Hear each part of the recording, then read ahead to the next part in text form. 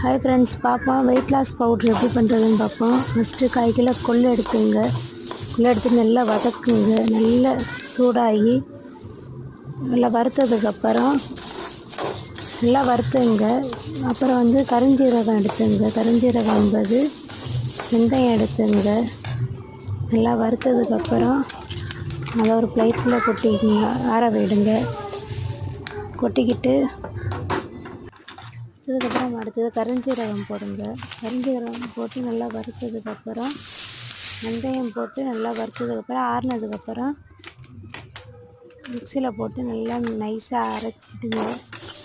பொடியாக்கி வச்சுட்டு காலையில் எழுந்திரிச்சி வெறும் வயிற்றில் நல்லா ப்ரஷ் பண்ணிவிட்டு காலையில் வெறும் வயிற்றில் குடிங்க. ஒரே வாரத்தில் ரிசல்ட்டு கிடைக்கும். பார்த்துட்டு எப்படி இருக்குன்னு சொல்லுங்கள், கமெண்டில் சொல்லுங்கள். பிடிச்சிருந்தால் லைக் பண்ணுங்கள்.